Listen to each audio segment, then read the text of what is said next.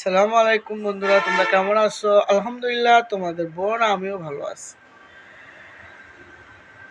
তো তোমরা সবসময় আমাকে ইনবক্স করো, ইউটিউবের বন্ধুরা, বেশিরভাগই ইউটিউবের বন্ধুরা আমাকে ইনবক্স করো, আপু আপনি এত কষ্ট কিসের? বলবেন বলবেন করে বলেন না। আর আপনি অনেক টাকা ঋণী আছেন, কষ্টে আছেন, এগুলা তো বলেন না। একটু যদি প্লিজ বলতেন। আসলে ভাইয়া বোনেরা, সব কথা তো সব সময় বলতে পারি না, বলা যায় না। তো আজকে অল্প একটু শেয়ার করব, যেটা বলা যায়। সব কথা তো আর বন্ধুদের সাথে শেয়ার করা যায় না। সব কথা শেয়ার করতে বলতে অনেক কিছুই হতো, অজানা থেকে যায় বন্ধুদের কাছে। তো আমি যেটা বলবো আজকে সেটা হচ্ছে, আমি রেনে পড়ছিলাম। হঠাৎ করে আমার ছেলে মাদ্রাসায় পড়ে। তো আমার এক ছেলে, আমার ভাইয়ের ছেলে আমাকে বলতেছে, তুমি বাইস্তা। তো বাইস্তা আমার বলতেছে, হুবু তুমি ঢাকা শহরে এত কষ্ট করো, একা একা ছেলে মেয়ে নিয়ে থাকো, খাও, তোমার ছেলেটারা আমার কাছে দিয়ে দাও। তো আমার ছেলেরও বয়স কম। তো আমার যেহেতু আমার আপন চাস্তো ভাইয়ের ছেলে বলছে বাইস্তা লাগে, তো আমি চিন্তা করলাম যে আসলে কষ্ট করে আর কতদিন চলবো, ঘর বাড়ি নাই, দুয়ার নাই, থাকবো কই। তো ছেলেটারা যদি একটা সেটেল করতে পারি, হয়তো বা আমার ভাগ্যর চাক্কাটা ঘুরতেও পারে। হ্যাঁ, আল্লাহ এমন ঘুরাইছে বন্ধুরা। জীবনে জীবনে যা কষ্ট করলাম, সারা জীবন যা কষ্ট করছি, তার চেয়ে বেশি কষ্ট ওই 3 বছরে করছি। ভাইপুতের কথা শুনে, ভাইয়ের ছেলের কথা শুনে, আর বুদ্ধি শুনে পাঠাইছিলাম ছেলেটার মানুষের থেকে লাভে সুদে টাকা নিয়ে। তো ছেলেটারে যেভাবে হোক বাইস্তা নিয়ে গেল। বাইস্তা নিয়ে ছেলেটার রাইকা বাংলাদেশে চলে আসে। ছেলেরা আকামা দেয় নাই, কাজ কামও দেয় নাই। আর ও দেশে এসে বিয়ে করে হানিমুন করে, এখানে যায় সেখানে যায়। তো বিদেশ সম্পর্কে তো আসলে কিছু বুঝি না। আমার ভাইয়ের ছেলে আমার কাছ থেকে অনেক টাকা নিচ্ছে, প্রায় 3.5 লক্ষ টাকা আমার ভাইয়ের ছেলে আমার থেকে নিচ্ছে। বলছে বিমান ভাড়াটা তোমার থেকে আমার দালালে নিবে, মানে আমার যে লোক আছে সে নিবে। আমি ডাকি দালাল মনের কষ্টে। এটা ভাইয়ের ছেলের ওই বাইস্তার হলো বন্ধু বান্ধব। বাইস্তা আমার লোকে চালাকি করে এই কাজটা করছে। আমি তার বুঝি না বিদেশ সম্পর্কে। তখন আমার ছেলের তো বিষয় আইসা পড়ছে, কয় প্রসেসিংয়ের লেগে টাকা দাও 80,000, ফিঙ্গারপ্রিন্টের লেগে দাও 1 লাখ, মেডিকেলের লেগে দাও 50,000, ওই বিমানের টিকিট কাটতে হইব, এখানে লাগবে 1,20,000। কেন 1,20,000? কয় মালয়েশিয়াতে ঘুরে আইলে তোমার ছেলের অনেক টাকা কষ্ট হইব, সরাসরি যাইব একবারে সৌদি এয়ারপোর্টে, 1,20,000 টাকা লাগবে। তো ওগুলা তো বুঝোই বন্ধুরা। আমার সব টাকা লাভে সুদে দিচ্ছি আমি। সাথে তো আমার মেয়ের জামাই ছিল, মেয়ে ছিল, ওরাও দিছে, ওরাও অনেক কষ্ট করছে। কষ্টের কথা কি বলবো, যদি কখনো বুকটা ছিঁড়া দেখাইতে পারতাম। এরকম দিন গেছে বা সময় গেছে, দিনের পর দিন না খেয়ে থাকতে হয়েছে। কারণ ছেলে গেছে, অনেক দিন হয়ে গেছে, কাজ কাম পায় নাই, ভাইয়ের ছেলে কাজ দেয় নাই, ভাইয়ের ছেলে দেশে আসছিল, আকামা দেয় নাই, আকামার জন্য কাজ করতে পারে না। এমন মানুষের পাও ধরি নাই। আমার ফেসবুক বন্ধুরা যারা আমার নক করতো, বা তো এরকম করতে করতে মনে করেন ছেলে গেছে, এরকম দিনের পর দিন না খেয়ে থাকি, দিনের পর দিন কষ্ট করি। এদিকটা চাকরি যেখানে করি, ওখানে একটা স্যার ভালো ছিলেন, উনি কিছু সহযোগিতা করতেন, বা বেতন থেকে কিছু টাকা কাইটা নিয়ে আমার একসাথে কিছু দিতেন। আমি একজনকে 2 টাকা দিলে আরেকজনকে 1 টাকা দিতে পারি না। এভাবে করতে করতে দীর্ঘ 1 বছর চলে গেল, আর কোনো কাজ কাম পাইল না ছেলের ওদিক দিয়ে কষ্ট, খাবার দেয় না, বাইরের ছেলেরা করতে বের করে দিছে।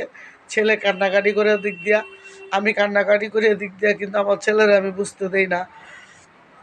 বিশাল কষ্ট। এরকম কষ্ট কেউ যেন বিদেশি মা বাবা যারা আছেন, ছেলের হোক আর মেয়ে হোক, কেউ এত টাকাটা দিয়ে বিদেশ থেকে টাকা আনবেন না, কষ্ট দিয়ে টাকা আনবেন না। আর যারা পাঠান, আমার মতো এত কষ্ট করে কেউ পাঠাবেন না। কেউ আমার জন্য, আমার মতো এরকম কষ্ট যেন কেউ না করেন। আমি অনেক কষ্ট করছি, এত কষ্ট করছি যে কি বলবো। মানে কারোর আত্মীয় স্বজন কাউকে কাছে পেতাম না, কারোর থেকে 5,000 টাকা চাইলেও দিত না, খোঁজ দিত না, ফোন বন্ধ করে দিত। অনেক ট্রাই করতাম, খালাতো বই, হুবাতো বই, চাচাতো বই, যারাই থাকতো বা যারাই ভাইয়েরা, আপন ভাইয়েরা, আপন ভাই বোন মক্কায় আছে, আপন মামাতো ভাই মক্কায় আছে, দুটা পয়সার লেগে অনেক ফোন দিতাম, পোলানোর একটা কাপ দেওয়ার জন্য অনেক ফোন দিতাম, কিন্তু কেউ আমার কথার ডাক শুনতো না। আমি এমন দিন কাঁদতে যে যে বলছে আমার ভাইয়ের বিদেশ থাকে, নাম্বারটা দিছে, আমি তার কাছে ঘন্টার পর ঘন্টা কাঁদতাম। আমার কান্দন শুনতো ঠিকই, কিন্তু আমার কান্দনটা শুনতো ঠিকই, কিন্তু কান্দার যে শোনা শেষ, ফোনটা রেখে দিলে আর পরের দিন ফোন দিলে ফোন ধরতো। যে নাম্বার, যে মানুষগুলো আমার ফেসবুকে সেটিং করতো, কথা বলতো, ফেসবুকের থেকে অনেক মানুষ আমার নক করতো, আমি তাদের কাছে অনেক কান্নাকাটি করছি। এমনকি তারা আমার এখন আর তাদের সাথে আমার যোগাযোগও হয় না, কারণ এখন ওরা, আমি যখন চাইছিলাম আমার ছেলেটার একটা কাজ দিতে, তারা তখন হ্যাঁ হ্যাঁ বলছে, যে ফোনটা রেখে দিত আর আমার সাথে যোগাযোগ করতো না। তো আমি অনেক বছর একটা লোকের সাথে কথা বলি, সে হচ্ছে আমার গ্রামের এলাকারই। তো আমি ওনার সাথে ফেসবুকের থেকেই কথা বলি। তো ওনার কাছে অনেক লাস্টে ওনার সাথে কান্নাকাটি করলো না, তো উনি একজনের মাধ্যমে আমার ছেলেটার একটা কাজ দেয়। তো যেই কাজে দিছে অল্প সামান্য বেতন, ছেলে খাইলে আমি খাইতে পারি না, আমি খাইলে ছেলে খাইতে পারে না। এখন এই অবস্থায় চলছে, আমার আরও অনেক টাকা ঋণ রয়ে গেছে। এগুলো আমি দিনের পর দিন টেনশনে থাকি, ডিপ্রেশনে চলে যাই। আমার প্রেশারে, মানে আমার প্রেশার বাইরে যায়, প্রেশার আমার নিচে 70 উপরে 110 হয়ে যায়, 20 হয়ে যায়, 15 হয়ে যায়, নিচে 70-80 হয়ে যায়, এরকম মানে মরণের ঘাটে চলে গেছি। তারপর আমার রেন্টগুলো শোধ হয় নাই, রেন্টগুলো রয়েই গেছে। তো আমি আল্লাহর কাছে বলি, আল্লাহ কেউ যেন রেন্ট না করে ছেলে বিদেশ না পাঠায়, বাইশটা আপন মানুষের ফান্দে যেন কেউ না পড়ে। এদিক দিয়ে টাকাও খাইলো যাইয়া, ওদিক দিয়ে আমার ভাইয়ের আমার ছেলেরা বাইর করে দিল, বলে যে এতদিন খাওয়াইতে পারবো না। এসে আবার অনেক ফোন দিলে, কি তোমার ছেলে মিশা কথা কয়, এসেই আমার ছেলে মাদ্রাসায় পড়ছে, আমার ছেলে মিথ্যা কথা বলার লোক না। তো যাই হোক, সব কিছু মিলে এত কষ্ট করছি বন্ধুরা, এত কষ্ট করছি, এগুলা যদি সারা রাতও তোমাদের কাছে বলি তাহলে আমার কষ্টের কথা শেষ হবে না। তবে আমি একটা জিনিস দেখছি, বিপদে পড়লে ভাই বোন, আত্মীয় স্বজন, প্রতিবেশী, কেউ, যে মানুষগুলার আমি নিজে না খাইয়া খাওয়াইছি, নিজে না খাইয়া এগুলারে দিছি, এগুলা কোনোদিন আমার একটু খোঁজ খবরও নিত না। এগুলা আমি আমার ভাই বোনকে পালছি, ওরা আমার একদিন খোঁজও নিত না। আমি অনেক চিৎকারে পারছি যে আমার একটু হেল্প কর, একটু হেল্প কর, কেউ করছে না। মামাতো বোন, হুবাতো বোনেরা, খালাতো বোনেরা কোটিপতি, কয়টা টাকা চাইতাম থেকে ডরে ফোন ধরতো না।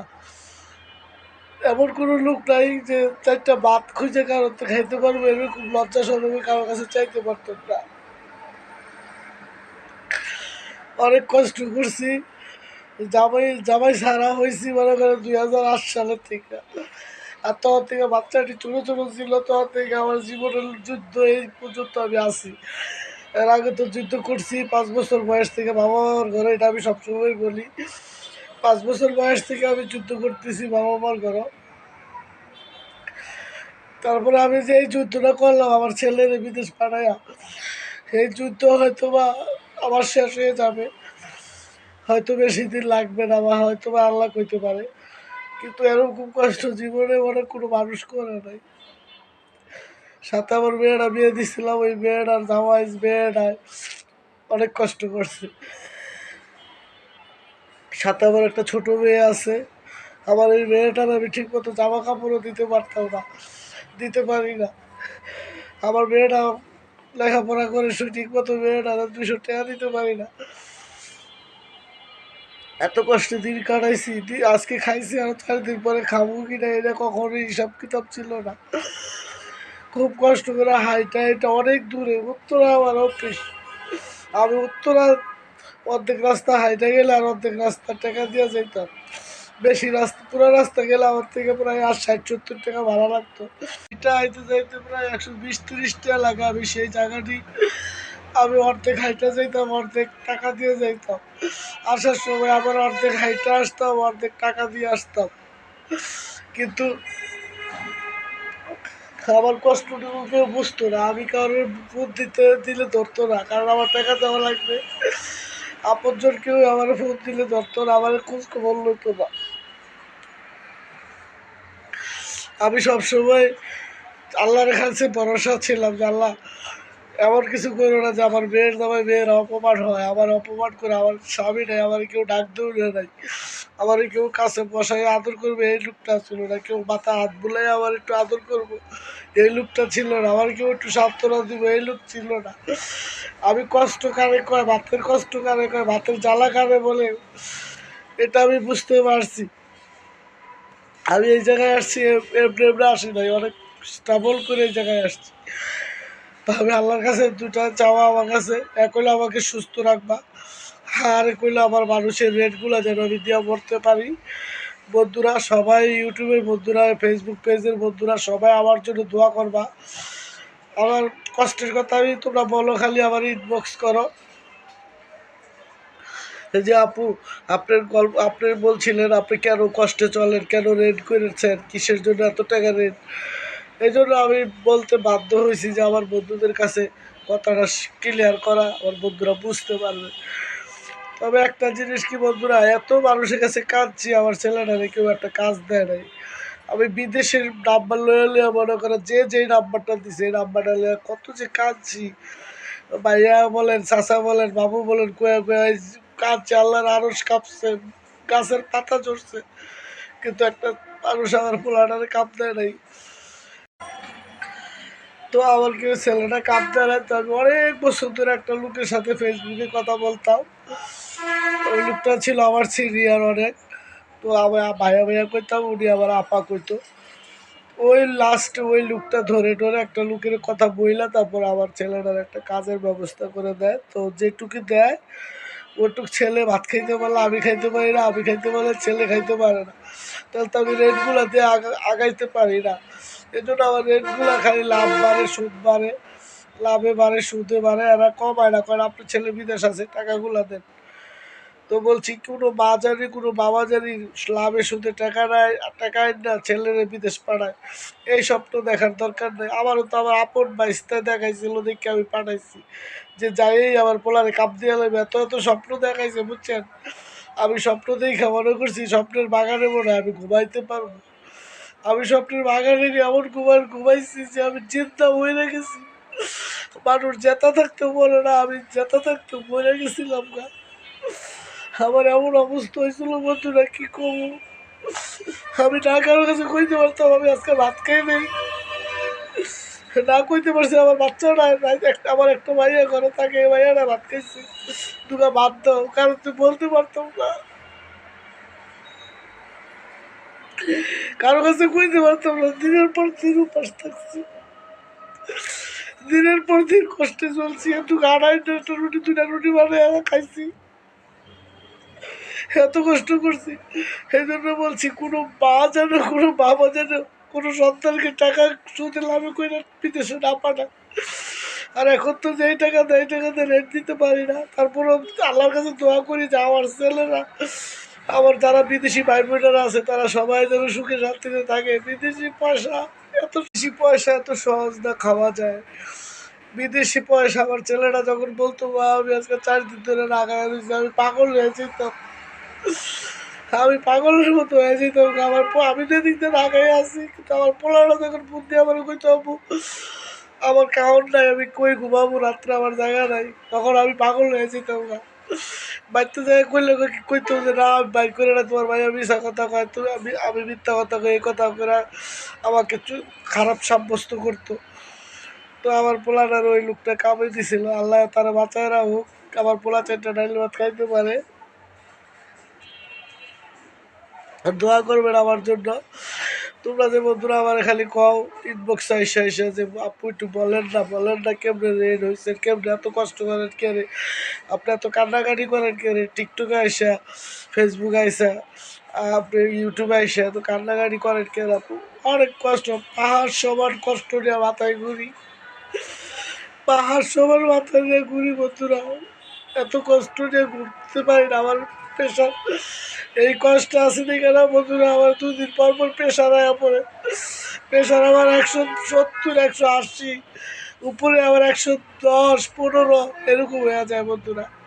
আমার ডাক্তারের কাছে গেলে খালি করে এস্টিমেট, টেনশন করবে না, টেনশন করতে হয় না বন্ধুরা, টেনশন এমনি চলে আসে, টেনশন এমনিই মাথায় এসে কাজ করে না। আর রেল থাকলে তো বুঝিনি, লাভ শোধ দিতে দিতে জীবন শেষ, যে কয়টা বেতন পাই লাভ দিয়ে ঘরাই আয়া পড়ো লাগে না। মনের প্যান্টের দুটো বাদ দিতে পারি না, একটু ভালো পড়তে পারি না, ভালো একটু কাপড় চোপড় পরতে পারি, কিছুই করতে পারতেছি না বন্ধুরা, এত কষ্ট আছে। তা যাই হোক, আমার প্রবাসী ভাই বোনদেরকে জানাই হাজার সালাম, হাজার সালাম।